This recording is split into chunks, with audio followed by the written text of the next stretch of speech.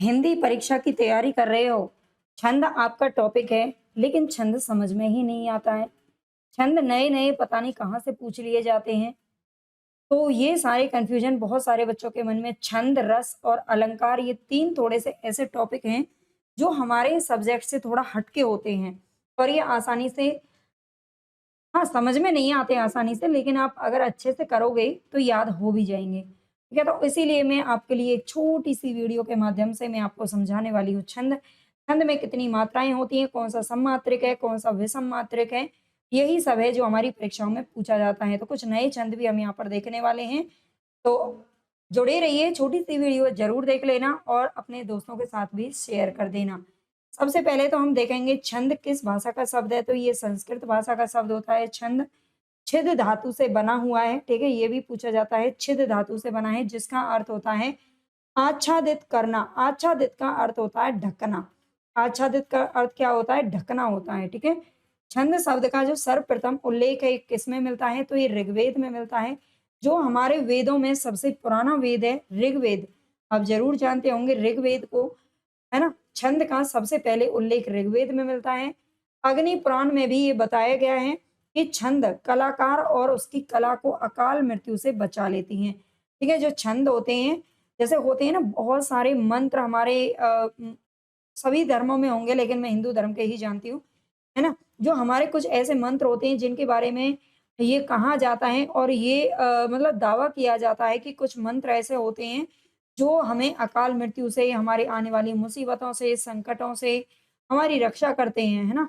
ऐसे कुछ बहुत सारे जो सिद्धि मंत्र होते हैं, वैसे ही छंदों के बारे में भी अग्नि पुराण में कहा गया है, छंद कलाकार और उसकी कला दोनों को ही अकाल मृत्यु से बचाता है। अब कला आप ये कहोगे कि कला की मृत्यु कैसे होगी? कला यानी कि कोई कला है उसकी कैसे होगी? हाँ, हो सकती है ना? हो सकती है उसको कम समय के लिए मतलब उसे ज़्यादा प्रसिद्धि ना मिले, तो वो उसकी मृत्यु हुई हो गई। तो ये छंद अगर उसके अंदर हैं, तो वो उसकी रक्षा करते हैं। छंद शास्त्र के व्यवस्थित परंपरा का सूत्रपात किसने किया था? तो ये पिंगलाचार्य ने किया था, पिंगल आचार्य। ठीक है? बन गया पिंगलाचार्य जिसमें दीर्घ संधि लगेगी। ये छंद सूत्र से होता है, इसलिए इसे पिंगल शास्त्र भी कहा जाता है। पिंगलाचार्य ने छंद सूत्र की रचना सूत्र शैली में ईसा पूर्व 200 के आसपास की थी। 200 ईसा पूर्व के आसपास इन्होंने छंद सूत्र की रचना की थी, ये याद रखना। आगे देखते हैं छंद के प्रमुख अवयवों का पारिभाषिक अर्थ क्या है? ये आपको अगर पता होगा, कुछ इसमें शब्द ऐसे होते हैं जिनका अगर हमें पारिभाषिक अर्थ पता रहता है, तो आसानी होती है हमें उसे समझना, ठीक है? और कई बार ऐसा होता है बच्चों को जैसे यति इसमें दे रखा, अब यति का अर्थ हमें नहीं पता होता, है ना? यति क्या है? तो हम समझ नहीं पाते कई बार क्वेश्चंस को, इसलिए यति का अर्थ आप याद रख लेना विराम होता है। गति का अर्थ होता है लय, ठीक है? लय, लय, सुर, ताल, ठीक है? तुक का अर्थ होता है पंक्ति का अंतिम अक्षर का मिलना, है ना? जैसे कि पंक्ति पंक्ति का जो अंतिम अक्षर होता है, लास्ट में जो अक्षर होता है, उनका मिलना, एक-दूसरे से संबंध उनका, ये होता है तुक, ठीक है? जैसे कि कविताएँ ज़्यादातर हमारी तुक में ही होती हैं। पद का अर्थ होता है चरण, गण का अर्थ होता है 3-3 अक्षरों के समूह को गण कहते हैं, ठीक है? 3-3 अक्षरों के समूह को क्या कहते हैं? गण कहा जाता है और इनकी संख्या होती है 8। इनकी संख्या 8 होती है। गण सूत्र आपको याद रख लेना है, आपको अच्छे से याद हो जाएँगे। यमाता, राजभान, सलगा, ठीक है? आप इस तरह से याद करिए यमाता, राजभान, सलगा। ये इसका गण सूत्र आपको याद रखना है अच्छे से और ये किसने दिया था? पिंगलाचार्य ने 200 ईसा पूर्व में। मोस्ट इम्पोर्टेंट ये भी पॉइंट है, लेकिन बच्चे इसको याद ही करने की ज़रूरत महसूस नहीं करते, है ना? छोड़ देते हैं, अरे इसको क्या ही पढ़ना है। लेकिन ये बहुत ज़रूरी है और अब ये परीक्षाओं में पूछे भी जाते हैं यहाँ से। सूत्र संकेत में जैसे यमाता, अभी हमने ऊपर देखा है ना, सूत्र में संकेत, चलो मैं इसको थोड़ा-सा आपको दिखा देती हूँ। यहाँ पर लिखा हुआ है यमाता, ठीक है? तो आपको क्या करना है, यमाता यहाँ पर लिखा हुआ है, यमाता का गण गण का नाम क्या है? तो यगन है, यगन। इसका पहला अक्षर क्या है? य है, तो यगन हो गया। आईएसएस क्यों लिखा है? ये आईएसएस संगठन नहीं है, आईएसएस संगठन नहीं है, ये मात्रा है। यानी कि इसमें एक तो ये जो चिन्ह है ना आई, वो किसका है? लघु मात्रा का चिन्ह होता है। किसका होता है? लघु मात्रा का चिन्ह होता है, जिसको हम एक मात्रा में गिनते हैं। और ये जो एस वाला चिन्ह होता है ना, ये किसका होता है? ये दीर्घ मात्रा का चिन्ह होता है, दीर्घ स्वर भी इसको बोल सकते हैं, जिसमें 2 मात्राएँ इनको हम गिनते हैं। कितनी गिनते हैं? तो 2 मात्राएँ गिनते हैं, ये एस दो मात्रा है और ये एक मात्रा है। और इसका उदाहरण आप याद कर सकते हो हरामी। हरामी क्यों लिखा हुआ है यहाँ पर? है पे कोई मात्रा नहीं है तो इसलिए ये एक मात्रा गिनी जाएगी। रा पे आ की मात्रा है तो दो मात्राएं गिनी जाएंगी और मी बड़ी ई की मात्रा भी दो गिनी जाती हैं। ठीक है, तो इस तरह से आप अब खुद से इनको पढ़ लेना एक बार।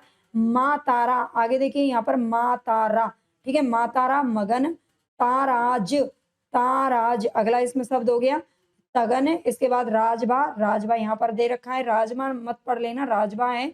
राजभा रगन, जवान जगन, भानस भगन, नसल नगन और सलगा सगन। यहाँ से आप इनको उठा सकते हो, है ना। और आगे ये जो मात्राएं अगर आप चाहो तो इनको याद कर लेना। आगे हम इनको थोड़ा सा डिटेल में समझने की कोशिश करेंगे कैसे मात्राओं को गिना जाता है। बहुत सारे बच्चे तो ऐसे होते हैं जो परीक्षा देने पहुंच जाते हैं परीक्षा हॉल में, लेकिन उनको मात्राएं गिननी ही नहीं आती, क्योंकि मात्रा गिनना ही एक बहुत बड़ा मतलब पॉइंट होता है। आपको मात्राएं तो पता है कि दोहे में भाई 13 मात्राएं होती हैं, सोरठा में 11 मात्राएं होती हैं, लेकिन आपको गिनना ही सही नहीं आ रहा है, फिर कैसे करोगे? ठीक है, तो वो भी आपको हम आगे बताएंगे। छंद 3 प्रकार के होते हैं, ये याद रखना, मात्रिक, वार्णिक और मुक्तक छंद। ठीक है, ये 3 प्रकार के छंद याद रखिएगा। मात्रिक छंद की बात करें तो जब किसी काव्य की पंक्ति में वर्ण की संख्या नहीं देखी जाती बल्कि मात्रा की संख्या, क्रम व नियोजन देखा जाए तो वहां पर मात्रिक छंद होता है। जब किसी काव्य की पंक्ति में वर्णों की संख्या, यहाँ पर मतलब देखिए वार्णिक छंद में क्या होता है, वर्णों की संख्या गिनते हैं। मात्रिक छंद में क्या होता है, मात्राओं की संख्या गिनते हैं, बस इतना याद रखना। ठीक है, मात्रिक छंद 3 प्रकार के होते हैं। एक तो होता है सम्मात्रिक छंद, अर्ध सम्मात्रिक और विषम मात्रिक।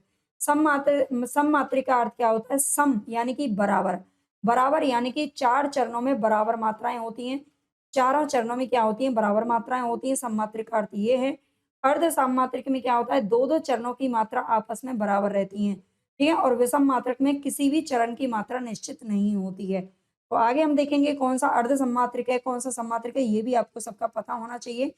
अर्ध सम्मात्रिक छंद 4 प्रकार के होते हैं, जिसमें बरवे, दोहा, सोठा और उल्लाला आते हैं। ठीक है, अर्ध सम्मात्रिक छंद कितने प्रकार के होते हैं? 4 प्रकार, बरवे, दोहा, सोठा और उल्लाला। विषम मात्रिक छंद 2 प्रकार के होते हैं, कुंडलिया और छप्पे। ठीक है, कुंडलिया और छप्पे होते हैं। अगर आपको ये क्लास अच्छी लगे ना तो इसी तरह की हम छोटी छोटी टॉपिक, जो कठिन टॉपिक है उनको करने की कोशिश करेंगे। तो आप लाइक शेयर सब्सक्राइब खूब करना, कमेंट करके बताना क्लास कैसी लगी है। अब हम यहाँ पर करेंगे मात्रा की पहचान। ठीक है, मात्राओं की पहचान कैसे करते हैं? तो सबसे पहले तो आप देखिए जहाँ पर हस्व स्वर लगा हो। अब हस्व स्वर तो आप जानते ही होंगे, हस्व स्वर को मूल स्वर भी बोला जाता है। ठीक है, हस्व स्वर को मूल स्वर भी बोला जाता है, छोटा स्वर भी इसको बोल सकते हो। ठीक है, हस्व स्वर हस्व मात्रा जहाँ पर लगी हो उस वर्ण की मात्रा एक होती है। जैसे कि अ, ई, उ, री, ये 4 हमारे क्या होते हैं? मूल स्वर होते हैं। ये 4 हमारे हस्व स्वर भी बोलते हैं या इनको मूल स्वर भी बोलते हैं। छोटा अ, छोटी ई, छोटा उ और री, ये 4 होते हैं हमारे, और ये हमारे एक मात्रा में गिने जाते हैं। ठीक है, इनकी हमेशा एक मात्रा गिनी जाती है। जब हम आगे गिनेंगे तो समझ में आ जाएगा। जहां पर दीर्घ स्वर हो, दीर्घ स्वर कौन से होते हैं? बड़ा आ, बड़ी ई, बड़ा उ, ए, ऐ, ओ, औ। ठीक है, ये चारों भी होते हैं जिनको हम संयुक्त स्वर भी बोलते हैं। तो ये हमारे 2 मात्राओं में गिने जाते हैं। ये 2 मात्राओं का चिन्ह है। ठीक है, जिस शब्द की शुरुआत अर्ध वर्ण से होती है तो उस अर्ध वर्ण की मात्रा लगती ही नहीं है। ठीक है, जिस शब्द की शुरुआत कहाँ से होती है? अर्ध वर्ण से हो रही है, जैसे कि श्याम, प्यार, त्याग, ज्यादा। अब इसमें ये वाला जो आधा अक्षर जो लगा हुआ है ना, इसकी मात्रा हम नहीं गिनेंगे। और कितनी मात्राएं हो गई फिर इस पर? ये बड़ा आ है, या 2 मात्रा और 1 मात्रा, 2 मात्रा 1 मात्रा, इस तरीके से ये 3 मात्राएं इसमें केवल। ठीक है, यदि किसी शब्द में पूर्ण वर्ण के बाद, मतलब पहले पूर्ण वर्ण दे रखा है जैसे कि प, और इसमें भी प दे रखा है, और इसके बाद अर्ध वर्ण आ जाए, इसके बाद क्या आ जाए? अर्ध वर्ण आ जाए, तो वह अपने आगे के पूर्ण में जुड़कर 2 हो जाते हैं। क्या हो जाते हैं? 2 हो जाते हैं। कैसे देखते हैं? जैसे कि यहाँ पर परित्याग लिखा हुआ है, परित्याग में प में एक ही मात्रा होती है, आप जानते हैं, ये मूल स्वर है, इस पे कोई मात्रा नहीं है। री, री होती है, छोटी की मात्रा जो होती है वो हमारी किस में आती है? री, छोटी की मात्रा एक गिनी जाती है, लेकिन एक गिनी तो जाती है, लेकिन यहाँ पर आगे आधा भी अक्षर दे दिया है, तो आधा आधा दोनों मिलकर के कितने बन गए? ये 2 मात्रा बना देंगे। कितनी मात्रा बना देंगे? 2 मात्रा बना देंगे।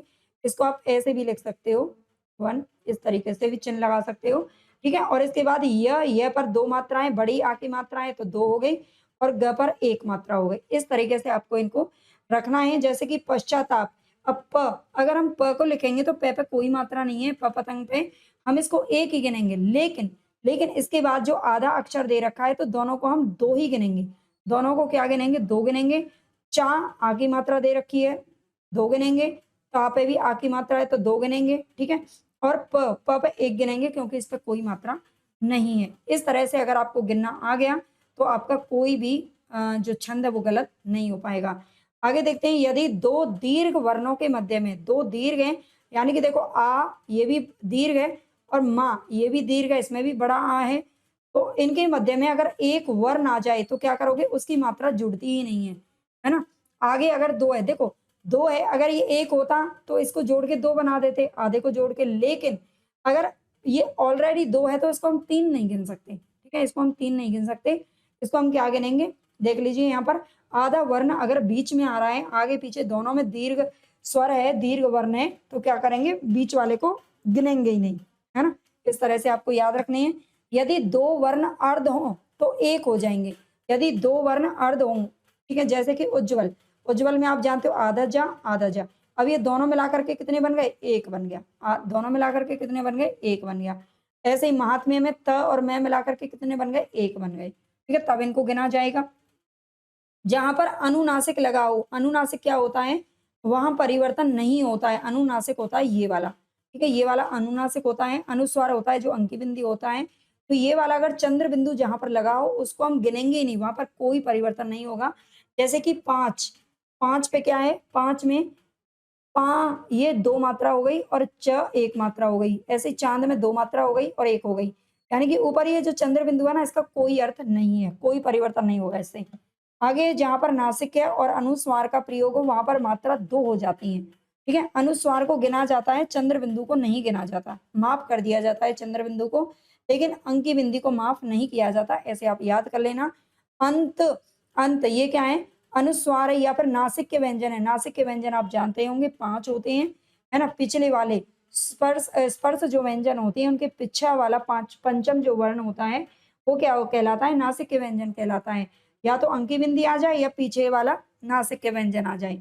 तो क्या करेंगे यहाँ पर? अंत, अंत में इसको क्या गिनेंगे? दो गिनेंगे, है ना, वहां पर मात्रा दो हो जाएंगी ना, अ छोटा अ और आधा ना मिलकर के दो हो गई और ये एक हो गया, ठीक है। इस तरीके से ये दो हो जाएंगे। याद रखिएगा चंद्र बिंदु नहीं गिनी जाती है, चंद्रमा को माफ कर देते हैं, है ना, उसके गिनने की किसी की औकात नहीं है, और अनुस्वार को गिनेंगे भाई, है ना। आगे जहां पर संयुक्त अक्षर होंगे, जहां पर क्या होंगे? संयुक्त अक्षर होंगे, वहां पर मात्रा जरूरत के अनुसार लग जाती है, इनको एक या दो भी किया जा सकता है, ठीक है। वहां जरूरत के अनुसार लगा देते हैं, अगर हमारा कोई कम पड़ रही है एक आध मात्रा तो उसको ज्यादा कर देंगे, और ज्यादा लग रही है तो कम कर देंगे, जरूरत के अनुसार हो जाती है। जैसे कि अंजनी पुत्र पवन सुतनामा, इसमें त्र क्या है? त्र पुत्र, त्र हमारा संयुक्त अक्षर है ना, ध्यान रखना। और अंजनी, अंजनी, ठीक है, तो घटा या बढ़ा सकते हैं अपने हिसाब से, तो ये आप याद रख लीजिएगा। आगे प्रमुख मात्रिक छंदों को सबसे पहले यहाँ पर देखते हैं, जहां से सबसे ज्यादा प्रश्न बनते हैं, लेकिन आजकल तो वर्णिक छंदों से प्रश्न ज्यादा बनने लगे, उनको भी देखेंगे आगे। अभी पीजीटी में एक कुछ नए छंद पूछे गए थे, उनको भी हम यहाँ पर जरूर करेंगे, तो जुड़े रहना, ठीक है। सबसे पहले आता है हमारा दोहा। दोहा अर्ध सम्मात्रिक छंद होता है। अर्ध सम्मात्रिक का अर्थ है कि इसमें चार चरण होते हैं, चारों चरणों में जो पहला वाला चरण होता है उसमें कितनी मात्राएं होती है? 13 होती हैं। उसमें कितनी होती है? 13 होती हैं। फिर दूसरे में 11 होती हैं, फिर तीसरे में 13 होती हैं, और फिर चौथे में भी 11 होती हैं। यानी कि इसके जो ये वाला एक और तीन जो इसके विषम चरण है, पहला और तीसरा, उसमें क्या होंगी? 13 मात्राएं, और सम चरण जो होगा दो और चार, उसमें दो मात्राएं होंगी, तो इसे अर्ध सम्मात्रिक कहेंगे। अर्ध सम्मात्रिक क्यों? क्योंकि इसके अभी इसकी परिभाषा हम ऊपर पढ़ भी चुके हैं, इसके दो अलग अलग चरणों में एक जैसी मात्राएं मिलती हैं, ठीक है। और सम चरणों के अंत में क्या होता है? गुरु और लघु होता है, गुरु और लघु होता है सम चरणों के में। जैसे कि दूसरा चरण है हमारा, तो इसके अंत में क्या होगा? गुरु होगा, सबसे बड़ी मात्रा लगेगी वहां पर, और चौथे के में क्या हो जाएगा? लघु हो जाएगा। इस तरह से आपको पहचान करनी है। सोरठा की बात करें तो देखो दोहा और सोरठा दोनों भाई भाई हैं। दोहा अपने बड़े भाई को आगे कर देता है, किसको? सोरठा को, है ना। ये 13 मात्राएं, 13 मात्राओं को आगे कर देता है, 11 मात्राओं को खुद पीछे चलता है, छोटा वाला ये 11 साल का है और सोरठा 13 साल का है। लेकिन सोरठा अपने बड़प्पन दिखाते हुए क्या करता है, अपने छोटे भाई को दोहा को आगे कर देता है, 11 मात्राओं को आगे कर देता है और पीछे खुद चलता है, यानी कि 13-13 मात्राएं बड़ा वाला पीछे चलता है। इस तरह से आप थोड़ा याद कर सकते हो, ये दोहे का उल्टा होता है। आगे रोला देखते हैं, ये सम्मात्रिक छंद होता है। रोला क्या है, सम्मात्रिक है, दोहा और सोरठा अर्ध सम्मात्रिक है। सम्मात्रिक में रोला, रोला है ना, ये सम्मात्रिक छंद है और इसके प्रत्येक चरण में 24 मात्राएं होती हैं। क्या होती हैं, प्रत्येक चरण में जो रोने वाले लोग होते हैं ना वो सब समान होते हैं। क्या होते हैं, समान होते हैं। रोला के सभी चरण क्या होते हैं, समान होते हैं। रोने वाले सब समान होते हैं, एक जैसे लगते हैं रोते हुए सारे लोग, ठीक है। तो इसके प्रत्येक चरण में कितनी होती है, 24 मात्राएं होती हैं। 24 क्या है, 24 महीने तो नहीं होते, 24 महीने अब मतलब 24 के 24 दिन या 24 घंटे रोते रहते हैं, है ना। ये जो सम्मात्रिक छंद है ये 24 घंटे रोता है। इसके प्रत्येक चरण में 11 और 13 मात्राओं पर यति होती है। इसके प्रत्येक चरण में क्या होती है, 11 और 13 मात्राओं पर यति होती है और प्रत्येक चरण के अंत में 2 गुरु या 2 लघु की योजना रहती है, याद रखिएगा, ठीक है। ये सम्मात्रिक छंद है और इसके प्रत्येक चरण में 24 मात्राएं होती हैं। अब प्रत्येक 13 चरण में 11 और 13 मात्राओं पर, अब 11 और 13 में तो इस पे भी हो रही है, लेकिन इसमें 24 मात्राएं हैं ना, ये 11 और 13 पर है, इसमें 11 और 13 मात्राओं पर यति होती है, लेकिन इसमें 6 चरण होंगे, ठीक है, तो इसलिए इसका बढ़ जाएगा, ठीक है। आगे है चौपाई, ये सम्मात्रिक छंद होता है। इसमें क्या होगा, ये सम्मात्रिक छंद होगा।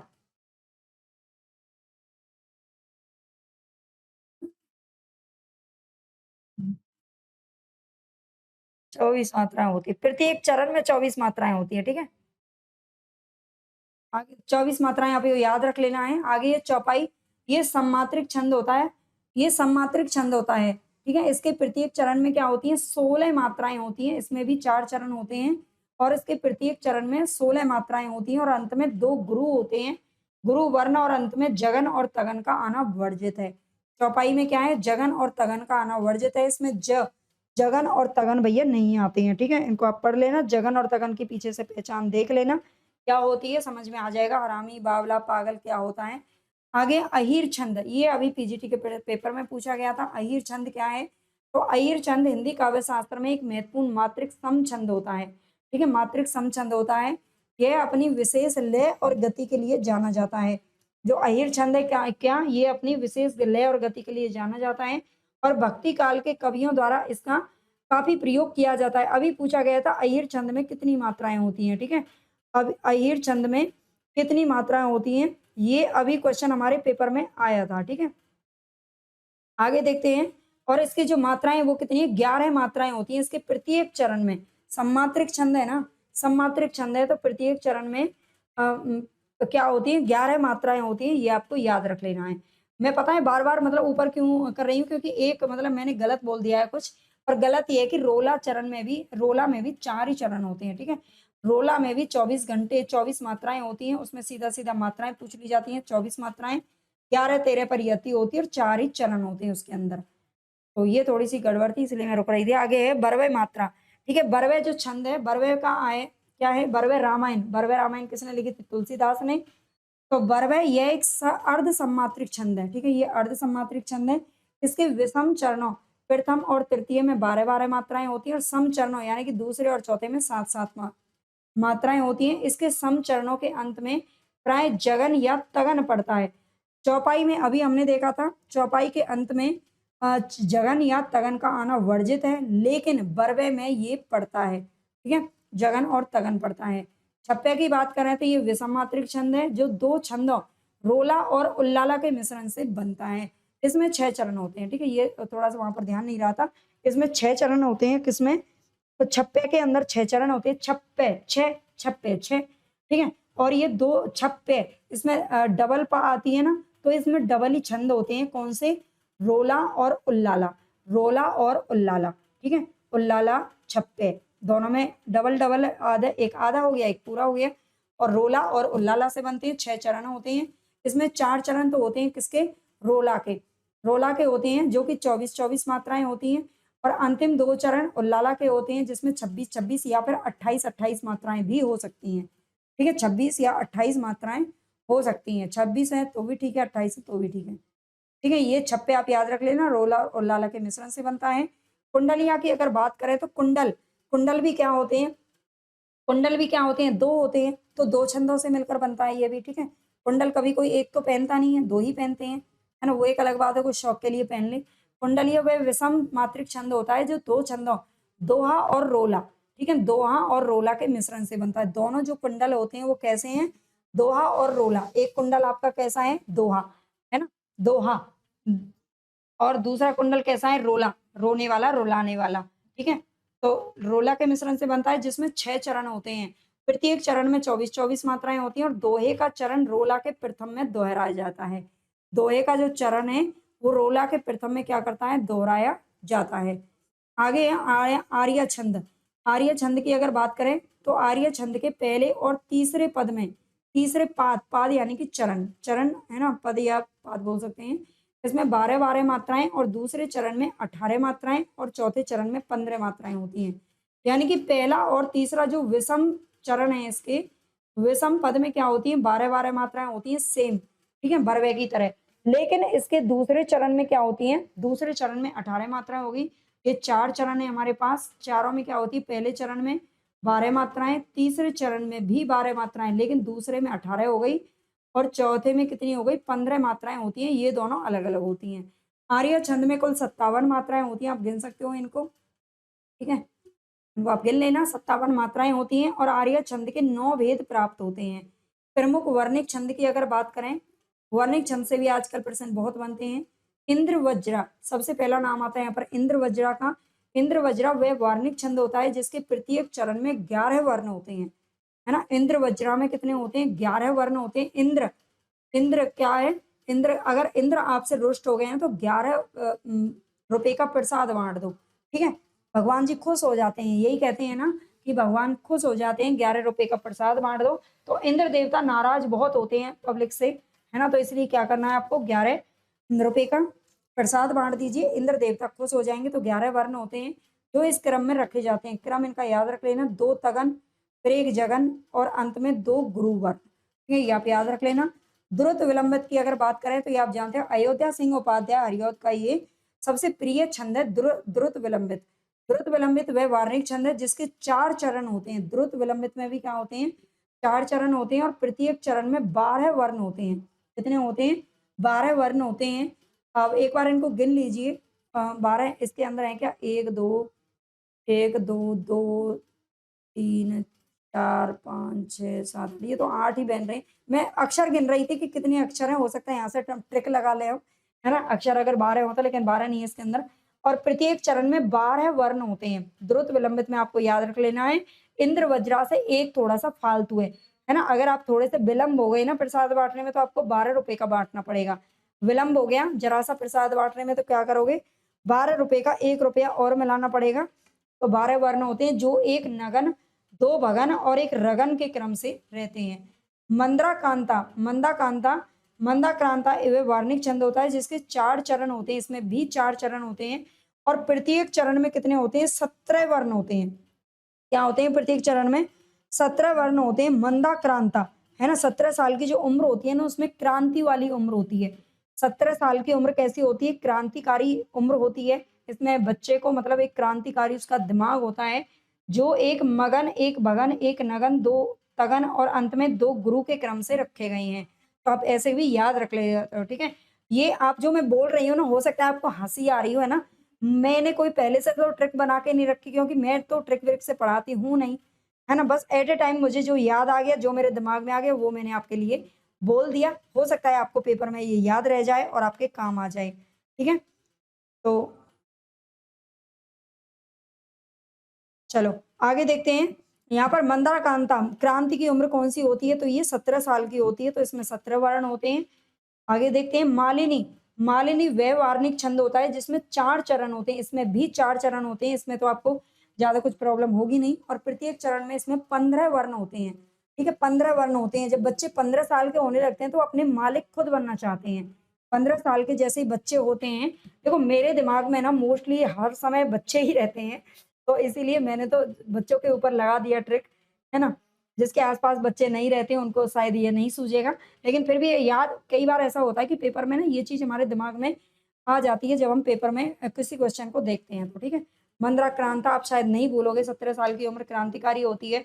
15 वर्ण होते हैं प्रत्येक चरण में, किसमें? मालिनी में। मतलब 15 साल का जो बच्चा है ना वो खुद मालिक बनना चाहता है अपने आप का, ठीक है, आजकल का। जो 2 नगन, 1 मगन और 2 यगन के क्रम से रखे गए रहते हैं। 8 और 7 अक्षरों पर इसमें क्या होती है? यति होती है। 8 और 7 अक्षरों पर यति होती है।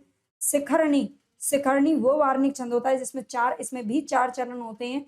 प्रत्येक चरण में 17 वर्ण होते हैं भाई, इसमें भी 17 वर्ण हो गए, है ना? तो मंदाक्रांता अभी हमने पढ़ा था, मंदाक्रांता जो 17 साल की जो उम्र होती है ना, उसमें बच्चा शिखर पर पहुंच जाता है, क्रांति के शिखर पर। किसमें पहुंच जाता है? क्रांति के शिखर पर पहुंच जाता है। शिखर यानी कि चोटी, ठीक है। तो प्रत्येक चरण में इसमें भी 17 वर्ण होते हैं, तो आप ऐसे याद रख सकते हो। 1 यगन, 1 मगन, 1 नगन, 1 सगन, 1 भगन, 1 लघु और 1 गुरु के क्रम से रखे गए होते हैं। इतना तो शायद आप याद नहीं कर पाओगे, लेकिन इनकी मात्राएं याद रख लेना। ज्यादातर तो मात्राएं पूछी जाती हैं अगर आप टीजीटी की अभी तैयारी कर रहे हो तो, है ना? क्योंकि इतना सब तो याद किसी को भी नहीं होता, सब जानते हैं। सवैया की अगर बात करें तो सवैया वे वार्णिक छंद है जिसके प्रति अगर आपके दिमाग में बहुत सारी ट्रिक आ रही हैं, है ना? तो आप मुझे कमेंट बॉक्स में ज़रूर बताना। हो सकता है हम अगले आगे कभी पढ़ाएँ इस छंद को, तो आपकी ट्रिक को लगा दें, ठीक है? आपको हो सकता है और अच्छी-अच्छी ट्रिक आती हो, मुझे तो देखो ट्रिक-व्रिक आती नहीं है भई। मेरे तो दिमाग में जो एट अ टाइम कुछ गूँज जाता है वो मैं बता देती हूँ, ठीक है? सवैया वो वार्णिक छंद है जिसके प्रत्येक चरण में 22 से लेकर 26 वर्ण होते हैं सवैया में। सवैया में क्या होता है? इसके प्रत्येक चरण में 22 से लेकर 26 वर्ण होते हैं और प्रत्येक चरण किसी एक गण की 7-8 आवृत्ति से बना होता है। किसी एक ही गण, कोई एक गण की 7-8 आवृत्ति का मतलब होता है बारंबार, ठीक है? बारंबार, बार-बार। तो क्या होता है? आवृत्ति से बना होता है। इसमें 22 से लेकर 26 वर्ण होते हैं, मतलब कितने भी 22 से लेकर 26 तक कितने भी हो सकते हैं। सवैया, सवैया क्या है? सवैया, ततैया। सवैया किससे मिलता है? ततैया से मिलता है। तो हमें क्या होता है? 22 से लेकर के 26 वर्ण इसके अंदर होते हैं। 26-26 ऐसा लगता है जैसे इतनी सारी चुमे 22 से लेकर 26 इतनी सारी सुइयाँ एक साथ चुबो दी हों, जब ततैया हमें खा जाता है तो, है ना? ततैया काट लेता है तो ऐसा होता है ना, तो सवैया को ऐसे याद कर लेना। मैं नहीं पता नहीं मैं फुहड़ लग रही होंगी ज़रूर आपको आज ये ट्रिक बताते समय।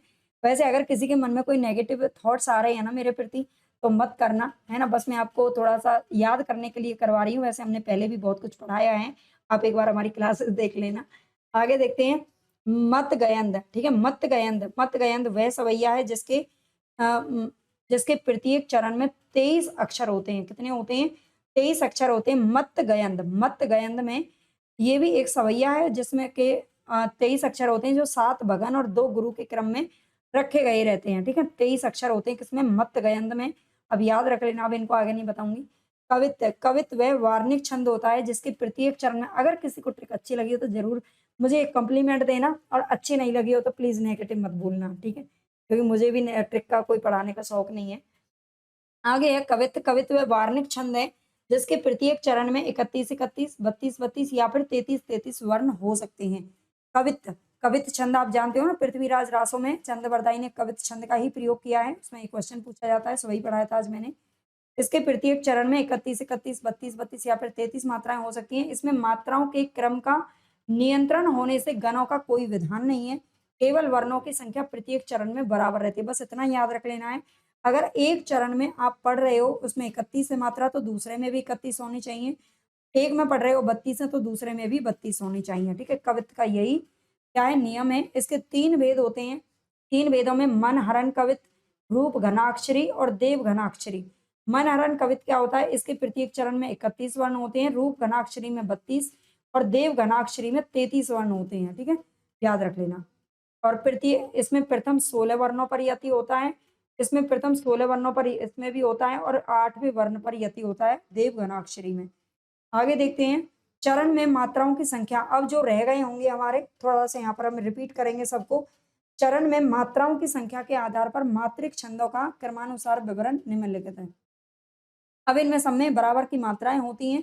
तो देखो तोमर, तोमर में जो मात्राएं हैं वो कितनी है? 12 है ना? वैसे तो कम से अधिक के लिखा हुआ है, इसमें अहिर छंद नहीं दे रखा है, तो अहिर छंद में 11 मात्राएं होती है। कितनी होती हैं? अहिर छंद में 11 मात्रा होती है, याद रखना। तोमर 12। चौपाई, चौपाई देखो, चौपाई जो होता है ना, ये अपभ्रंश का छंद होता है एक, इसका होता है अपभ्रंश भाषा का छंद होता है। चौपाई अलग है और चौपाई अलग है। चौपाई में 15 छंद होते हैं, 15 मात्राएं होती हैं, ठीक है। और इसके बाद चौपाई में 16 होती हैं, अरिल में 16 होती हैं। याद रखना अरिल को। श्रृंगार में 16, बरवे में 19 होती हैं, 12 और 7 पर यति होती है। पीयूष वर्धक में 19 होती हैं, 19 बरवे में भी होती है और 19 पीयूष वर्धक में भी होती हैं।